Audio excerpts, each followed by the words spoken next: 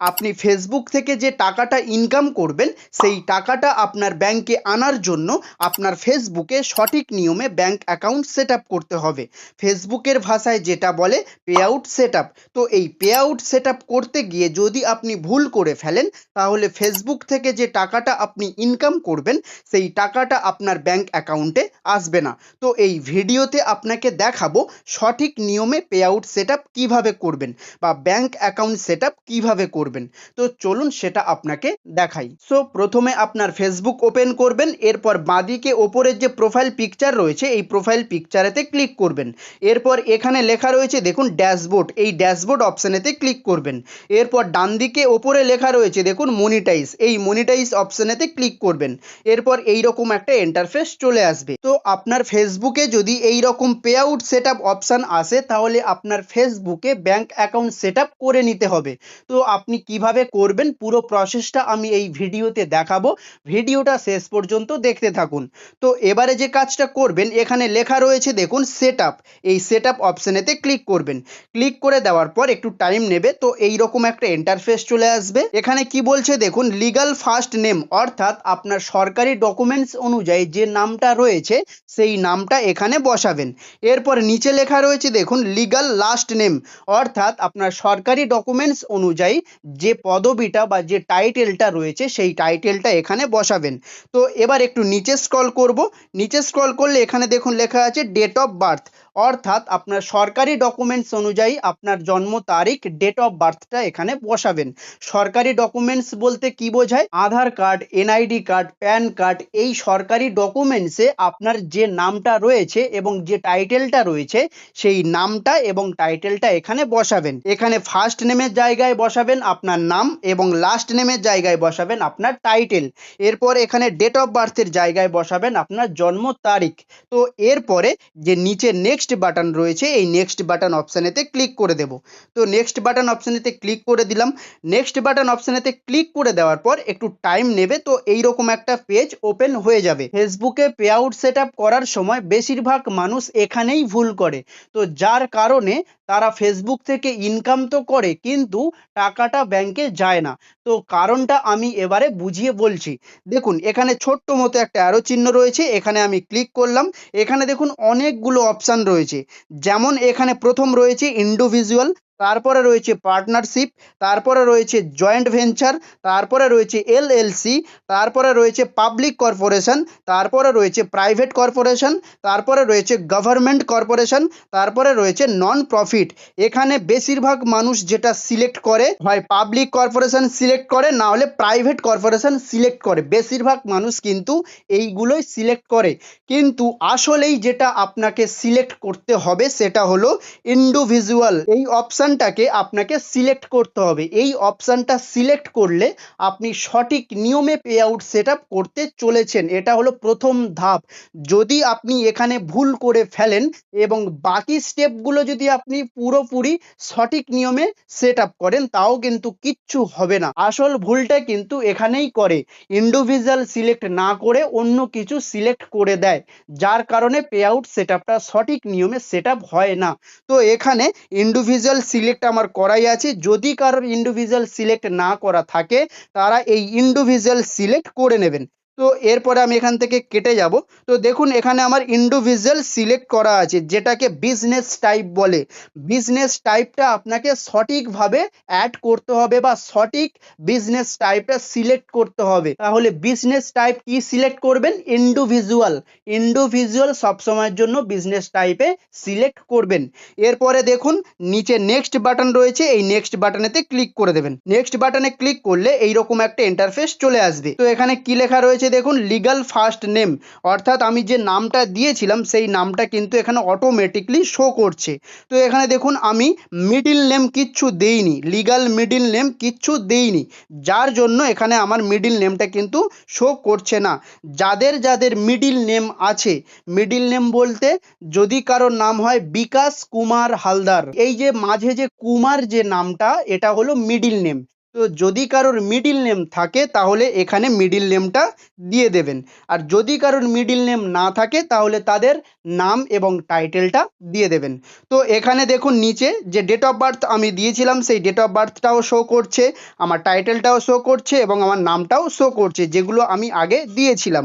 তো এখানে বলছে মিলিয়ে দেখতে বলছে যে আপনি যে নাম টাইটেল ডেট অফ বার্থ দিয়েছেন সেগুলো ঠিকঠাক আছে কিনা। তো একবার মিলিয়ে দেখে নেবেন, যদি ভুলভাল হয় তাহলে এখান থেকে এডিট করতে পারবেন। তো আবারও বলছি, আপনার সরকারি ডকুমেন্টসে যে নামটা রয়েছে, যে টাইটেলটা রয়েছে, যে বার্থ ডেটা রয়েছে সেটাই কিন্তু এখানে বসাবেন। আপনার ফেসবুক অ্যাকাউন্টে কি নাম রয়েছে সেটার সাথে এর কোনো সম্পর্ক নেই, একেবারে অরিজিনাল নাম দেবেন সরকারি ডকুমেন্টস অনুযায়ী। তো এখানে নিচে লেখা রয়েছে দেখুন প্রাইমারি অ্যাড্রেস।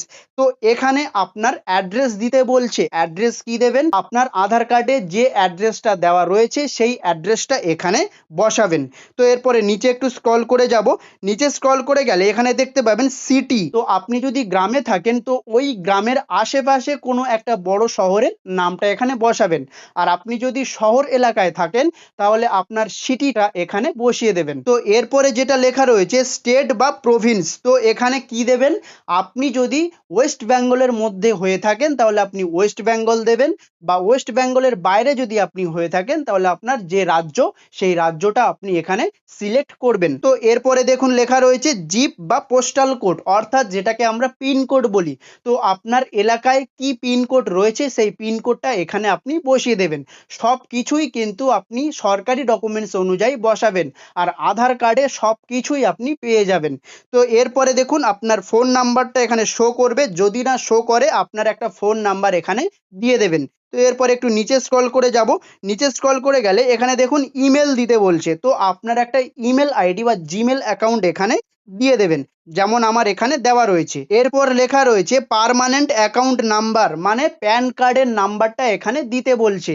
তো আপনার প্যান কার্ডের নাম্বারটা আপনি এখানে বসিয়ে দেবেন। তো এরপর একটু নিচে স্ক্রল করে যাব, নিচে স্ক্রল করে যাওয়ার পর এখানে দেখুন একটা বক্স রয়েছে, এই বক্সে টিক মার্ক দিয়ে দেবেন, বক্সে টাচ করবেন, টিক মার্ক উঠে যাবে। তো এই বক্সে আমি টাচ করে দেব, টাচ করে দেওয়ার পর নিচে দেখুন নেক্সট বাটন চলে এসছে, এই নেক্সট বাটন অপশনেতে ক্লিক করবেন। নেক্সট বাটন অপশনেতে ক্লিক করলে একটু টাইম নেবে, টাইম নেওয়ার পর একটা পেজ ওপেন হবে। তো এইরকম একটা ইন্টারফেস চলে আসবে। ওপরে কি বলছে দেখুন, choose how you'd like to get paid, অর্থাৎ এখানে দেখুন তিনটে অপশান রয়েছে, এই তিনটে অপশানের মধ্যে আপনাকে চুজ করতে হবে আপনি কোন অপশানটা সিলেক্ট করবেন, সিলেক্ট করে সেট আপ করবেন। এখানে প্রথমে রয়েছে ব্যাঙ্ক ট্রান্সফার, তো এই ব্যাঙ্ক ট্রান্সফার যদি আপনি সিলেক্ট করে সেট আপ করেন তাহলে আপনার ফেসবুকে যখন $25 কমপ্লিট হয়ে যাবে তখন আপনি 2 থেকে 3 দিনের মধ্যে আপনার ডিরেক্ট ব্যাঙ্কে ট্রান্সফার হয়ে যাবে টাকাটা। এরপরে রয়েছে ওয়্যার ট্রান্সফার, এখানে লেখা রয়েছে দেখুন ওয়্যার ট্রান্সফার। তো এই ওয়্যার ট্রান্সফারটা কি, যখন আপনার ফেসবুকে $100 কমপ্লিট হবে তখন 7 থেকে 10 দিনের মধ্যে আপনার ব্যাঙ্কে চলে যাবে। এরপরে রয়েছে পেপাল অ্যাকাউন্ট, এটা একটা পেটিএম বা গুগল পের মতো একটা অ্যাকাউন্ট খুলতে হয়।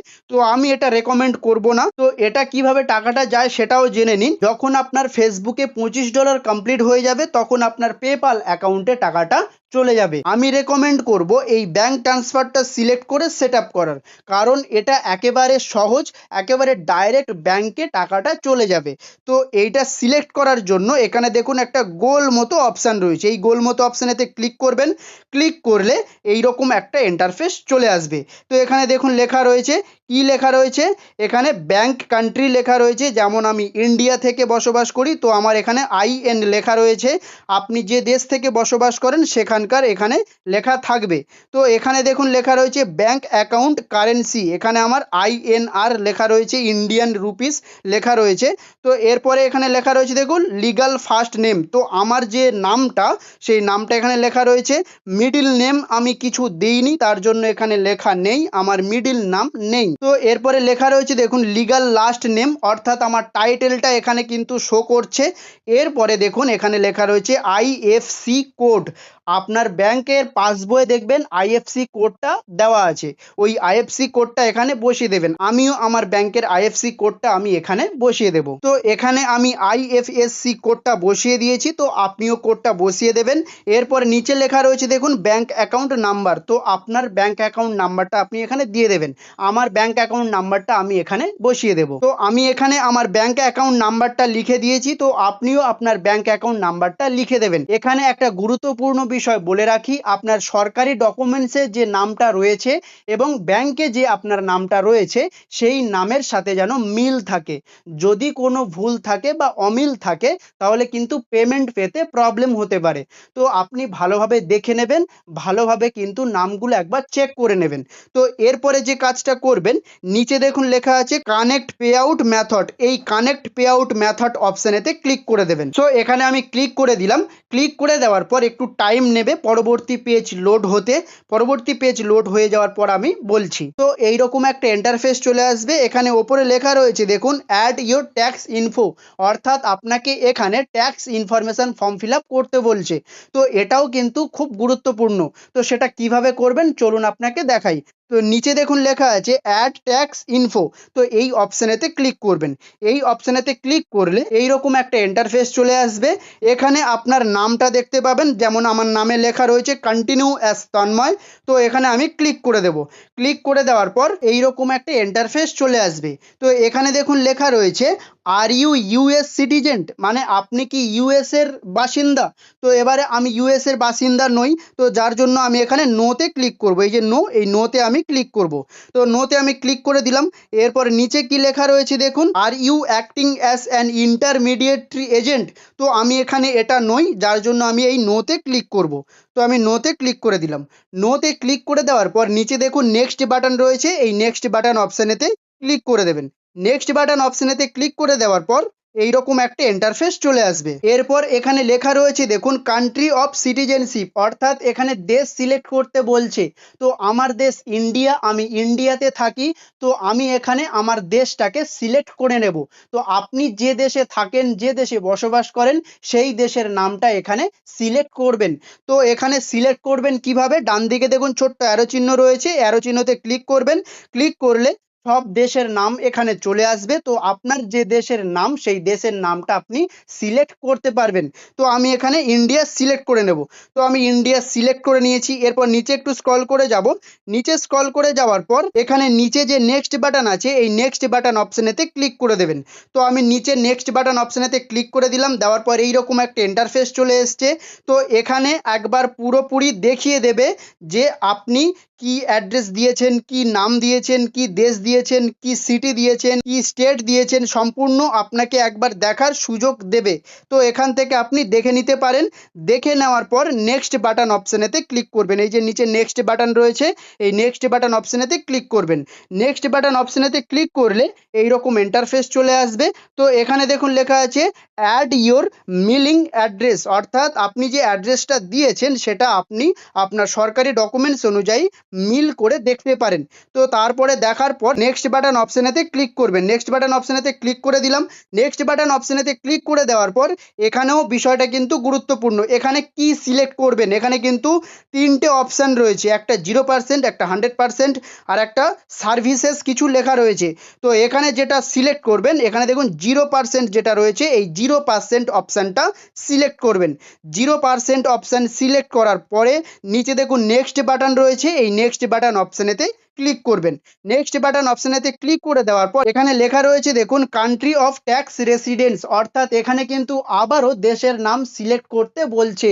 তো আপনি যে দেশে বসবাস করেন আপনার দেশের নামটা আপনি এখানে সিলেক্ট করে নেবেন। তো আমি ইন্ডিয়াতে বসবাস করি, ইন্ডিয়া আমার দেশ, তো আমি ইন্ডিয়া সিলেক্ট করে নেব। তো দেশ সিলেক্ট করার জন্য ডান দিকে দেখুন ছোট্ট অ্যারো চিহ্ন রয়েছে, এই অ্যারো চিহ্নতে ক্লিক করে দেবেন। ক্লিক করে দিলে সব দেশের নাম এখানে চলে আসবে।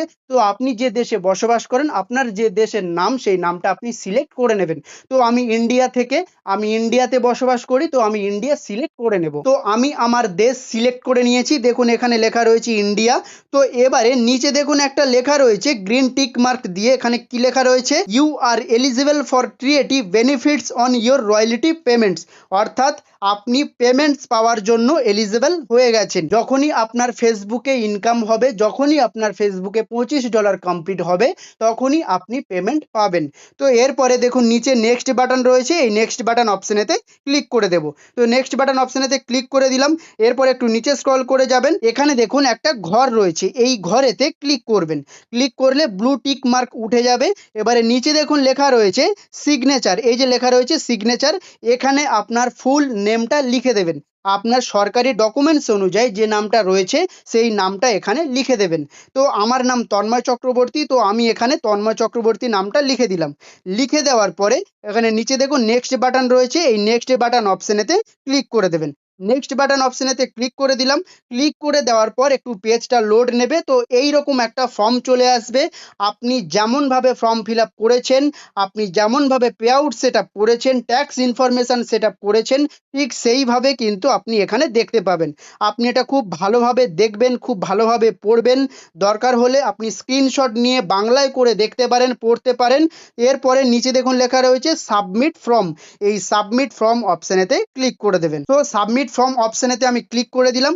ক্লিক করে দেওয়ার পর একটু টাইম নেবে, টাইম নেওয়ার পর পরবর্তী পেজ লোড হবে। এইরকম একটা ইন্টারফেস চলে আসবে। এখানে ওপরে লেখা রয়েছে দেখুন, you have successfully submitted your information and your information has been verified, অর্থাৎ এখানে যে ইনফরমেশনগুলো দিয়েছি সঠিকভাবেই দিয়েছি, সঠিক নিয়মে দিয়েছি। তো এখানে দেখুন ভেরিফাই হয়ে গেছে একদম সাকসেসফুলভাবে। এখানে লেখা রয়েছে দেখুন, your tax information is complete, অর্থাৎ আমার ট্যাক্স ইনফরমেশন আমি কমপ্লিট করে নিয়েছি।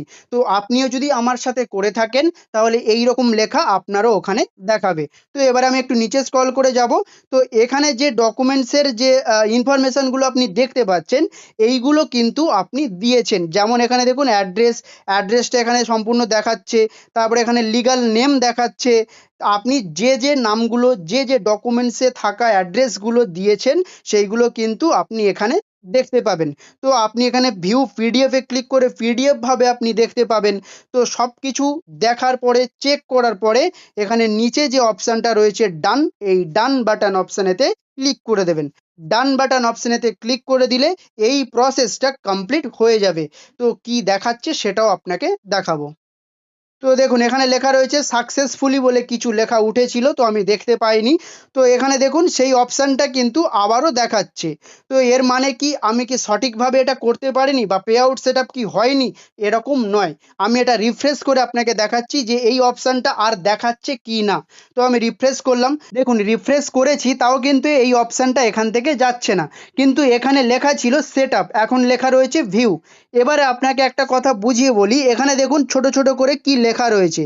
এখানে লেখা রয়েছে your payout account was recently update for security purpose, your earnings are on hold until August 19, 2026, মানে 2026 সালে আগস্টে 19 তারিখ পর্যন্ত আমার পেমেন্ট হোল্ড হয়ে থাকবে। কারণ আমি এটা সবে মাত্র আপডেট করেছি, রিসেন্টলি এই অ্যাকাউন্টে পে আউট সেট আপটা করেছি। তার কারণে সিকিউরিটি পারপাসের জন্য একটু টাইম লাগবে আপডেট হতে। তো এই অপশানটা চলে যাবে, কিন্তু 19শে আগস্ট পর্যন্ত এই অপশানটা থাকবে। তো এই অপশানটা চলে গেলে আমি একটা ভিডিও বানিয়ে আপনাদেরকে দেখাবো যে এই অপশানটা চলে গেছে। সো এটা নিয়ে চিন্তার কিছু কারণ নেই। আমি যে প্রসেসটা দেখিয়েছি এই প্রসেসে যদি আপনি আপনার ফেসবুকে পে আউট সেট আপ করেন বা ব্যাঙ্ক অ্যাকাউন্ট সেট আপ করেন তাহলে হয়ে যাবে, কোনো চিন্তার কারণ নেই। এটা আমার অ্যাকাউন্টটা হোল্ড হয়ে গেছে, 19 তারিখ পর্যন্ত টাইম দিয়েছে আপডেট হওয়ার, আপডেট হয়ে গেলে এটা ঠিক হয়ে যাবে। তো আমি যে প্রসেসটা দেখিয়েছি সেই প্রসেসে আপনিও করতে পারেন। তো আশা করছি ভিডিওটা আপনার হেল্পফুল মনে হবে। ভিডিও হেল্পফুল মনে হলে একটা লাইক করে দেবেন, আর এই রকম হেল্পফুল ভিডিও দেখতে হলে এই চ্যানেলটি সাবস্ক্রাইব করে রাখবেন। ধন্যবাদ।